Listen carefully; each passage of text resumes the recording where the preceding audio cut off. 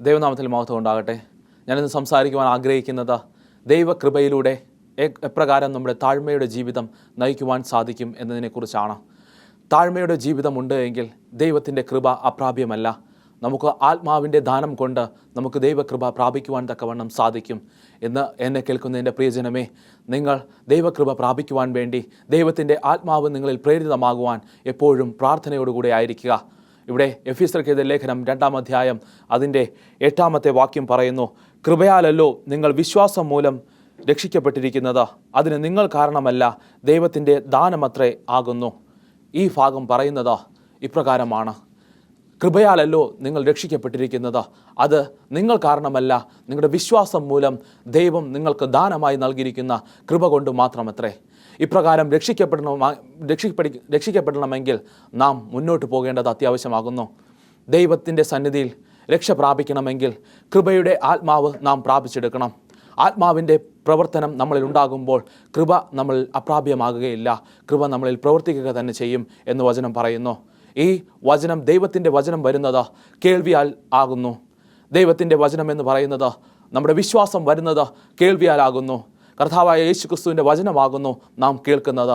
നാം കേൾക്കുന്ന വചനം അത്രയധികം വിശ്വസിച്ചുകൊണ്ട് ദൈവസന്നിധിയിൽ നിരന്നുകൊണ്ട് കൃപയിലേക്ക് പ്രാർത്ഥിക്കുക, കൃപയ്ക്ക് വേണ്ടി പ്രാർത്ഥിക്കുക, കൃപയുടെ വരങ്ങൾ നിങ്ങൾക്ക് ലഭിക്കുവാൻ വേണ്ടി പ്രാർത്ഥിക്കുക. ദൈവത്തിൻ്റെ നാമത്തിൽ അനേകം കൃപാവരങ്ങൾ ഉണ്ട് എന്ന് വചനം നമ്മെ ഓർമ്മപ്പെടുത്തുന്നു. ആ കൃപാവരങ്ങളിലെല്ലാം നമുക്ക് സാധ്യമാകുന്നത് ദൈവത്തിൻ്റെ ആത്മാവത്രേ. ദൈവത്തിൻ്റെ ആത്മാവ് നമുക്ക് ദാനമായി ലഭിക്കുമ്പോൾ ആ കൃപ പ്രാപിക്കുവാൻ തക്കവണ്ണം നമുക്ക് സാധ്യമായി തീരും. കൃപയുടെ വരങ്ങൾ, അനേകം വരങ്ങൾ ദൈവം നമുക്ക് ഒരുക്കിയിട്ടുണ്ട്. ആത്മാവ് ഒന്ന് തന്നെ, എന്നാൽ വ്യത്യസ്തമായ കൃപാവരങ്ങളാണ് ദൈവം നമുക്കായി ഒരുക്കിയിരിക്കുന്നത്. അത് നമുക്ക് മുന്നോട്ട് വായിക്കുമ്പോൾ മനസ്സിലാക്കുവാൻ സാധിക്കും. നമുക്ക് വായിക്കാം. റോമർക്ക് എഴുതിയ ലേഖനം 10-ാം അധ്യായം അതിൻ്റെ 17-ാമത്തെ വാക്യം. അവിടെ പറയുന്നത്, ആകയാൽ വിശ്വാസം കേൾവിയാലും കേൾവി ക്രിസ്തുവിൻ്റെ വചനത്താലും വരുന്നു. നാം കേൾക്കുന്ന വചനത്തിൽ താഴ്മയോടുകൂടി ശ്രദ്ധിക്കുക. അപ്രകാരം ശ്രമിക്കുകയാണ് എങ്കിൽ നമുക്ക് വിശ്വാസ ജീവിതത്തിൽ ഉന്നമനം പ്രാപിക്കുക തന്നെ ചെയ്യും. ഇവിടെ വേറൊരു വചനം പറയുന്നു, 2 പത്രോസ് 3-ന്റെ 9-ാം വാക്യം. ഈ കേൾവിയാൽ വരുന്ന വചനം നാം ശ്രവിച്ചുകൊണ്ട് നാം മുന്നോട്ട് പോകുകയാണ് എങ്കിൽ അനുഗ്രഹം പ്രാപിക്കുവാൻ തക്കവണ്ണം സാധിക്കും, നമുക്ക് കൃപ പ്രാപിക്കുവാൻ തക്കവണ്ണം സാധിക്കും.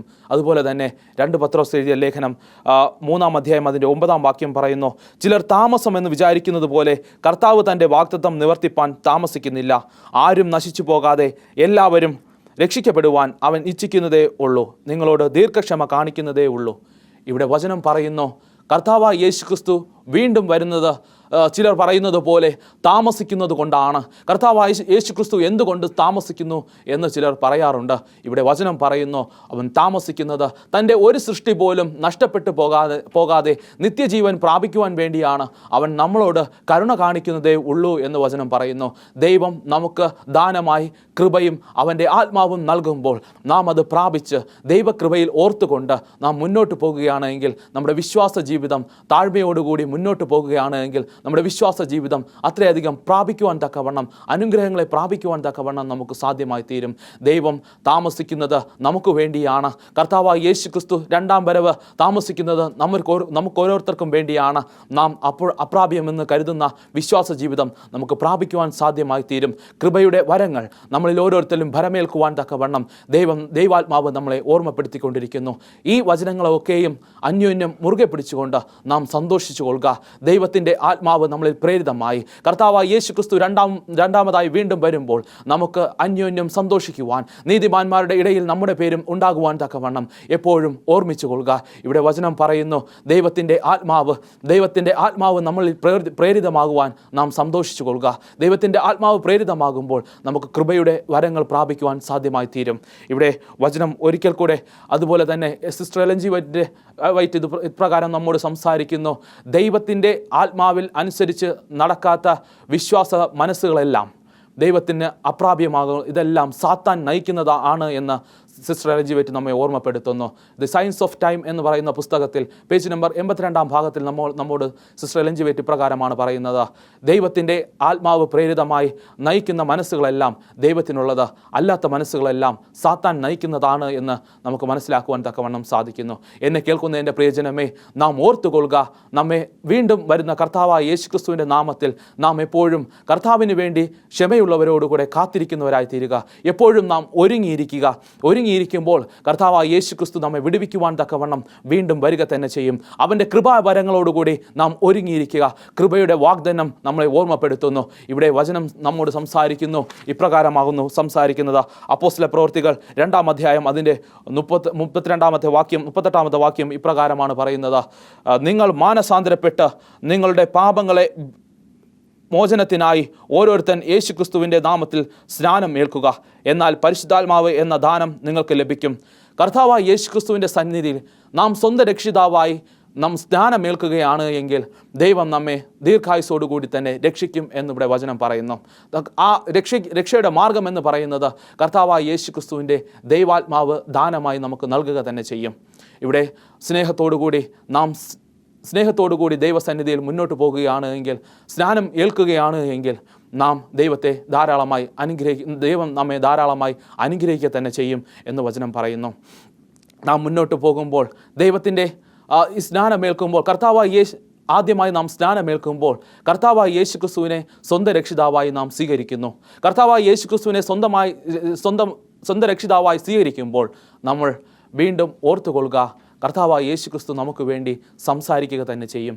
എന്ത് പ്രതികൂല സാഹചര്യങ്ങൾ വന്നിരുന്നാലും ആ രക്ഷിതാവിനെ മുൻനിർത്തിക്കൊണ്ട് നാം ഭരമേൽപ്പിക്കുക. ദൈവത്തിൻ്റെ രക്ഷിതാവിനെ, കർത്താവായ യേശുക്രിസ്തുവിനെ നാം പൂർണ്ണ രക്ഷിതാവായി കണ്ടുകൊണ്ട് നാം മുന്നോട്ട് പോകുകയാണ് എങ്കിൽ നമ്മുടെ ജീവിതം അനുഗ്രഹപ്രദമാകുവാൻ തക്കവണ്ണം സാധിക്കും. മുൻപ് നാം ജീവിച്ചത് എപ്രകാരമെന്ന് നമുക്കറിയില്ല. സ്നാനത്തിന് മുമ്പ് നാം ജീവിക്കുന്ന ജീവിതമല്ല ഇനി അതിനുശേഷം നാം ജീവിക്കേണ്ടത്. കർത്താവായ യേശുക്രിസ്തുവിൽ പൂർണ്ണ വിശ്വാസത്തോടുകൂടി അവൻ നമ്മളെ രക്ഷിക്കുമെന്നുള്ള നിത്യജീവൻ നമുക്കായി ഒരുക്കിയിരിക്കും എന്നുള്ള വിശ്വാസത്തോടുകൂടി നാം മുന്നോട്ട് പോകുക. മുൻപ് കാര്യങ്ങൾ തീരുമാനിക്കുന്നത് സ്വന്തം തീരുമാനങ്ങളോടുകൂടിയാണ് നാം തീരുമാനിക്കുന്നത് ഓരോ കാര്യങ്ങൾ. എന്നാൽ സ്നാനത്തിന് ശേഷം കർത്താവായ യേശുക്രിസ്തുവിന് പ്രാധാന്യം നൽകുക, ദൈവത്തിൻ്റെ ആത്മാവിന് പ്രാധാന്യം നൽകുക, ദൈവത്തിൻ്റെ കൃപാവരങ്ങൾക്ക് പ്രാധാന്യം നൽകുക. ദൈവത്തിൻ്റെ കൃപ നമ്മളിൽ പ്രാപിക്കുവാൻ തക്കവണ്ണം നാം എപ്പോഴും ഓർമ്മയോടുകൂടിയിരിക്കുക. ഇവിടെ ദൈവവചനം പറയുന്നു, ദൈവത്തിൻ്റെ കൃപ നമുക്ക് ലഭിക്കണമെങ്കിൽ ഈ ഒരു ജീവിതം നാം നയിക്കുക തന്നെ വേണം. കർത്താവായ യേശുക്രിസ്തുവിൻ്റെ സ്വഭാവ സവിശേഷതയുള്ള ജീവിതം നാം നയിക്കുക തന്നെ വേണം. ഒരു സ്നാനമേൽക്കുന്ന ഒരു വ്യക്തി എന്ന് പറയുന്നത് ആ വ്യക്തി അവിടെ മരിക്കുകയാണ് ചെയ്യുന്നത്. വെള്ളത്തിൽ നിന്ന് ഉയർത്തെഴുന്നേൽക്കുന്നത് പുതിയൊരു വ്യക്തിയാണ് അവിടെ ജീവിക്കുന്നത്. പുതിയൊരു മനസ്സുമായിട്ടാണ് അവൻ ജീവിക്കുന്നത്. കർത്താവായ യേശുക്രിസ്തു എന്നെ രക്ഷിക്കും, കർത്താവായ യേശുക്രിസ്തുവാണ് എൻ്റെ സ്വന്തം രക്ഷിതാവ്. മുൻപ് അവൻ അറിയില്ലായിരുന്നു കർത്താവായ യേശുക്രിസ്തുവാണ് അവൻ്റെ രക്ഷിതാവെന്ന്. ഇപ്പോൾ അവൻ അറിയാം. അവൻ ഇനി വളരുന്നത് കർത്താവായ യേശുക്രിസ്തുവിൽ നിന്നുകൊണ്ടാണ് അവൻ്റെ വിശ്വാസ ജീവിതം അവൻ നയിക്കുന്നത്. അതുകൊണ്ട് പുതിയ വ്യക്തി പുതിയതായി ജനിച്ച് അവൻ പുതുജീവൻ പ്രാപിച്ച് കർത്താവായ യേശുക്രിസ്തുവിൽ അഭയം പ്രാപിക്കും.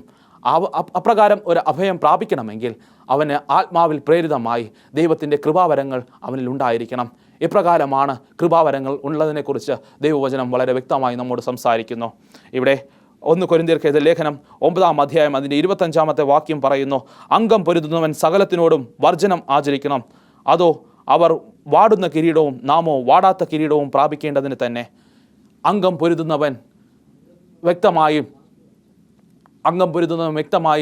ഇവിടെ പറയുന്നത്, അംഗം പൊരുതുന്നവൻ വ്യക്തമായിട്ടും ദൈവസന്നിധിയിൽ എല്ലാം ത്യജിക്കുന്നവനായി തീരണം.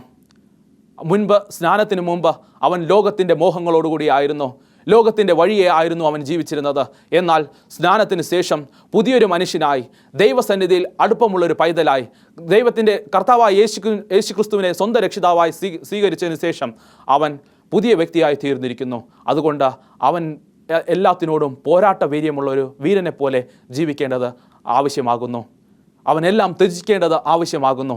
ഇവിടെ ദൈവവചനം വളരെ വ്യക്തമായി പറയുന്നു, നാം സകലത്തിനും വർജനം ആചരിക്കണം. നാം എല്ലാം വർജിക്കുക തന്നെ വേണം. വർജിച്ച് ദൈവസന്നിധിയിൽ മുന്നോട്ട് പോകുകയാണെങ്കിൽ ദൈവത്തിൻ്റെ ആത്മാവിലൂടെ ദൈവത്തിൻ്റെ കൃപാപരം പ്രാപിക്കുവാൻ തക്കവണ്ണം നമുക്ക് സാധ്യമായി തീരും എന്ന് വചനം വളരെ വ്യക്തമായി നമ്മൾ ഓർമ്മപ്പെടുത്തുന്നു. ഇവിടെ നമുക്ക് വീണ്ടും വചനത്തിലേക്ക് തന്നെ നോക്കാം. വചനം ഇപ്രകാരം പറയുന്നു. 1 കൊരിന്ത്യർക്കെതിരെ ലേഖനം 12-ാം അധ്യായം അതിൻ്റെ 8ഉം 10ഉം വാക്യങ്ങൾ ഇപ്രകാരം പറയുന്നു.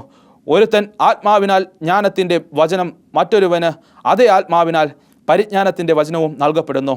വേറൊരുത്തന് അതേ ആത്മാവിനാൽ വിശ്വാസം, മറ്റൊരുവന് അതേ ആത്മാവിനാൽ രോഗശാന്തിയുടെ വരം, മറ്റൊരുവന് വീര്യപ്രവർത്തികൾ, മറ്റൊരുവന് പ്രവചനം, മറ്റൊരുവന് ആത്മാക്കളുടെ വിവേചനം, വേറൊരുവന് പല ഭാഷകൾ, മറ്റൊരുവന് ഭാഷകളുടെ വ്യാഖ്യാനം. ഇതൊക്കെയാണ് ദൈവം നൽകുന്നത്. ഇതെല്ലാം കൃപാവരങ്ങളാണ് നമ്മളിവിടെ കേട്ടത്. ഈ കൃപാവരങ്ങൾ നാം പ്രാപിക്കേണ്ടതിന് ദൈവത്തിൻ്റെ ആത്മാവ് നമ്മളിൽ ഉണ്ടാകണം. ദൈവത്തിൻ്റെ ആത്മാവെന്ന് പറയുന്ന ദാനം നമ്മളിൽ ഉണ്ടാകണം. ആത്മാവ് ഒന്ന് അത്രേ. ഇത്രയും കൃപാവരങ്ങൾ, ദൈവത്തിൻ്റെ ജ്ഞാനം, ദൈവത്തിൻ്റെ വിശ്വാസം, വേറൊരുവന് വിശ്വാസം നൽകും, വേറൊരുവന് പരിജ്ഞാനം നൽകും, ഒരുവന് പ്രസംഗിക്കുവാനുള്ള ജ്ഞാനം നൽകും എന്ന് ദൈവവചനം വളരെ വ്യക്തമായി പറയുന്നു. ഈ കൃപാവരങ്ങളൊക്കെ നാം പ്രാപിച്ച് ദൈവത്തിൽ വിശ്വസിച്ച് മുന്നോട്ട് പോകുമ്പോൾ ദൈവം നമ്മെ ധാരാളമായി അനുഗ്രഹിക്കുക തന്നെ ചെയ്യും. നമ്മുടെ വിശ്വാസ ജീവിതം ഏറ്റവും അനുഗ്രഹപ്രദമായി തീരും. താഴ്മയുള്ളൊരു മനോഭാവം ആദ്യം നമ്മളിൽ ഉണ്ടാകണം. എങ്കിൽ മാത്രമേ ഇതെല്ലാം നമുക്ക് പ്രാപിക്കുവാൻ തക്കവണ്ണം സാധിക്കുകയുള്ളൂ.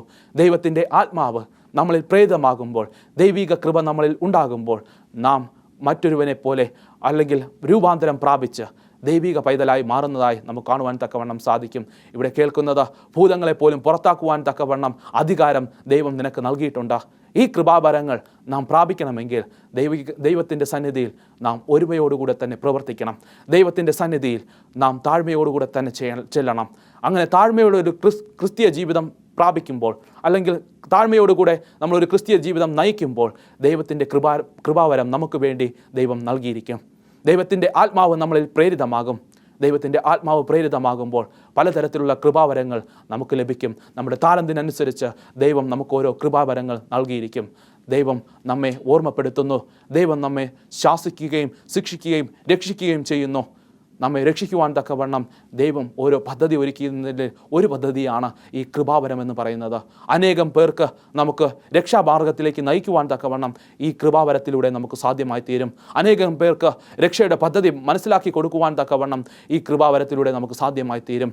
അതിന് ദൈവത്തിൽ നിന്നുള്ള ജ്ഞാനവും പരിജ്ഞാനവും നിനക്ക് ലഭിക്കുവാൻ തക്കവണ്ണം, നിനക്കനുസരിച്ചുള്ള താലന്തിനനുസരിച്ചുള്ള ദൈവവചനം ലഭിക്കുവാൻ തക്കവണ്ണം, ദൈവകൃപ ലഭിക്കുവാൻ തക്കവണ്ണം നീ എപ്പോഴും ഓർത്തുകൊള്ളുക, നീ എപ്പോഴും നിരന്നുകൊള്ളുക. ദൈവസന്നിധിയിൽ ദൈവത്തിൻ്റെ ആത്മാവ് നിന്നിൽ പ്രേരിതമാകട്ടെ. കൃപാവരങ്ങൾ നിനക്ക് പ്രാപിക്കുവാൻ സാധ്യമായി തീരട്ടെ. അപ്പോസ്തലനായ പൗലോസ് പ്രകാരം പറയുന്നു, ദൈവം നിന്നെ ഓർമ്മപ്പെടുത്തുന്നു, ദൈവം നിന്നെ അന്വേഷിക്കുന്നു, നീ ദൈവത്തോടു കൂടെ നടക്കുക, ദൈവം നിന്നെ ധാരാളമായി അനുഗ്രഹിക്കും. ഇതിന് ഒരു മാറ്റവുമില്ല. ദൈവം നമ്മെ എപ്പോഴും ഓർന്നുകൊണ്ടിരിക്കുന്നു. അവനെ അന്വേഷിക്കുന്നവർ ഉണ്ടോ എന്ന് എപ്പോഴും ചികഞ്ഞുകൊണ്ടിരിക്കുന്നു. തന്നെ അന്വേഷിക്കുന്ന നീതിമാന്മാർ ഉണ്ടോ എന്ന് അവൻ സ്വർഗത്തിൽ നിന്ന് നോക്കിക്കൊണ്ടിരിക്കുന്നു. സങ്കീർത്തനക്കാരൻ നമ്മെ ഓർമ്മപ്പെടുത്തുന്നു ഇപ്രകാരം. അപ്രകാരം നോക്കുമ്പോൾ നാം നീതിയോടുകൂടെ ദൈവസന്നിധിയിൽ അർപ്പിച്ചുകൊണ്ട് നാം കൃപാവരങ്ങൾ പ്രാപിക്കുവാൻ വേണ്ടി ദൈവസന്നിധിയിലേക്ക്, ഉയരത്തിലേക്ക് നോക്കുവാൻ ദൈവം ആഗ്രഹിക്കുന്നു. അപ്രകാരം ദൈവത്തിലേക്ക് തന്നെ നമ്മുടെ ചിന്താഗതികൾ ഉണ്ടാകുമ്പോൾ ഈ നമ്മുടെ മനസ്സുകൾ കീഴ്പ്പെടുത്തുവാൻ തക്കവണ്ണം ദൈവത്തിന് സാധിക്കും.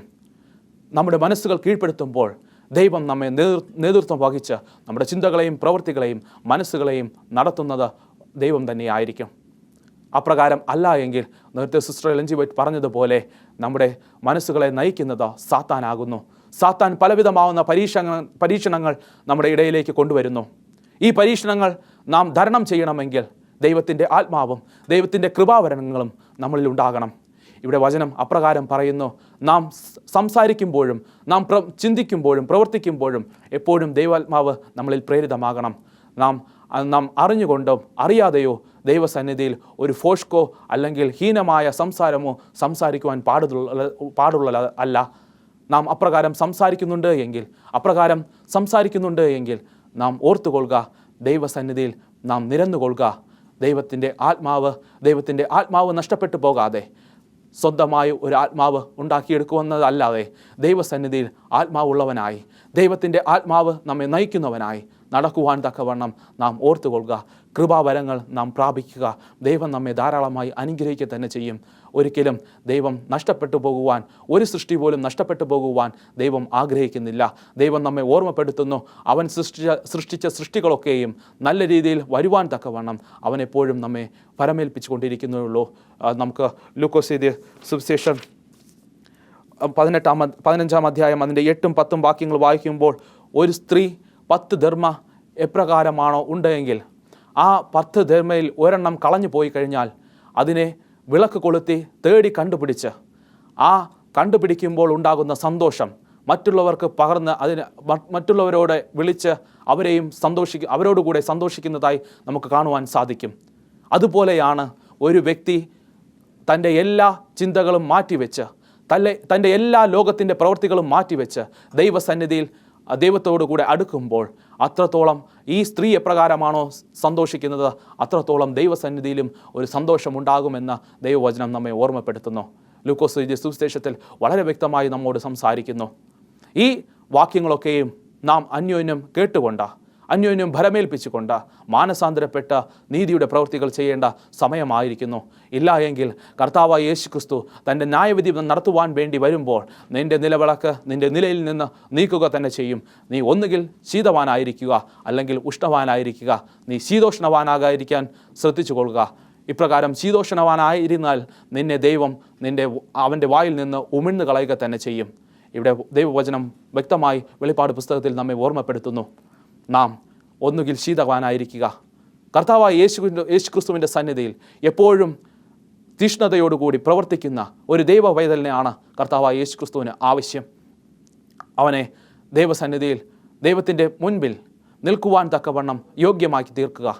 അപ്രകാരമാകണമെങ്കിൽ നമ്മുടെ വിശ്വാസ ജീവിതം ഏറ്റവും വിലയേറിയതാകണം. ഈ ആത്മാവ് പ്രാപിച്ച് ദൈവത്തിൻ്റെ കൃപകൾ പ്രാപിക്കുവാൻ തക്കവണ്ണം നാം യോഗ്യരായിത്തീരണം. നമ്മുടെ സമൂഹത്തിൽ സംസാരിക്കുമ്പോഴും പ്രവർത്തിക്കുമ്പോഴും ദൈവത്തിൻ്റെ ഒരു പ്രതിനിധിയായി, ദൈവത്തിന് ഇണങ്ങുന്ന കയ്യിലെ ഒരു ആയുധമായി പ്രവർത്തിക്കുവാൻ നിങ്ങളെപ്പോഴും ഓർത്തുകൊള്ളുക. നിങ്ങളുടെ ചിന്തകളും പ്രവൃത്തികളും എല്ലാം ദൈവത്തിൻ്റെ നന്മയ്ക്കായി തന്നെ, ദൈവത്തിന് ഏറ്റവും പ്രിയപ്പെട്ടവനായി തന്നെ ആയിരിക്കുവാൻ നിങ്ങൾ ശ്രമിച്ചു കൊള്ളുക. നിങ്ങളുടെ ജീവിതം എന്ന് പറയുന്നത് ക്ഷണികമത്രയാകുന്നു. സങ്കീർത്തനം 58-ാം അധ്യായം അതിൻ്റെ 11-ാമത്തെ വാക്യം ഇപ്രകാരം നമ്മെ ഓർമ്മപ്പെടുത്തുന്നു. ആകയാൽ നീതിമാന് പ്രതിഫലമുണ്ട് നിശ്ചയം, ഭൂമിയിൽ ന്യായം വിധിക്കുന്ന ഒരു ദൈവം ഉണ്ട് എന്ന് നിശ്ചയം എന്ന് മനുഷ്യർ പറയും. ഇപ്രകാരം ഭൂമിയിൽ ന്യായം വിധിക്കുന്ന ഒരു ദൈവം നമുക്ക് വേണ്ടിയുണ്ട്. അവൻ നീതിമാന്മാർക്ക് തക്ക പ്രതിഫലം നൽകുവാൻ വേണ്ടി ആയിരിക്കും. അവൻ്റെ ന്യായവിധി കഴിഞ്ഞതിന് ശേഷം അവൻ ഭൂമിയിൽ വന്ന നീതിമാന്മാരെ ചേർത്ത് അവൻ സ്വർഗത്തിലേക്ക് കടന്നു പോകും. 1000 ആണ്ട് വാഴ്ച അവിടെ ഉണ്ടാകും. ഈ നീതി പ്രവൃത്തികൾ നാം ചെയ്തു കൊള്ളുക. കർത്താവായ യേശുക്രിസ്തുവിൻ്റെ സന്നിധിയിൽ നീതി പ്രവൃത്തികൾ ചെയ്യുവാൻ തക്കവണ്ണം എപ്പോഴും ഓർത്തുകൊള്ളുക. ഈ സ്നാനം കഴിഞ്ഞതിന് ശേഷം കർത്താവായ യേശുക്രിസ്തുവിൻ്റെ സന്നിധിയിൽ നാം എപ്പോഴും അവനുമായി വളർന്നുകൊണ്ടിരിക്കുക.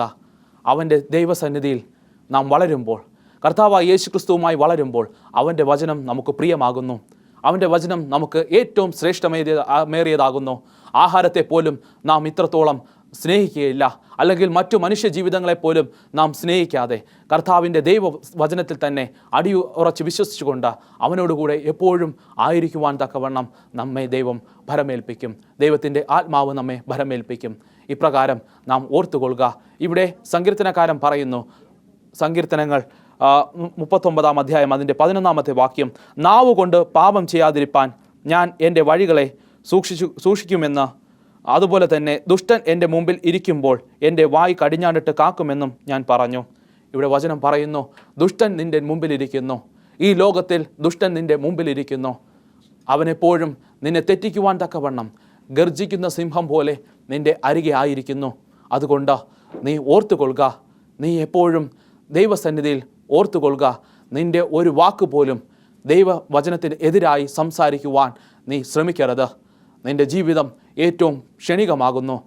നിന്നെ തെറ്റിക്കുവാൻ തക്കവണ്ണം സാത്താൻ വലതുഭാഗത്തുണ്ട്. നിൻ്റെ മനസ്സ് കീഴടക്കുവാൻ തക്കവണ്ണം അവനെപ്പോഴും ആഗ്രഹിച്ചു കൊണ്ടിരിക്കുന്നു.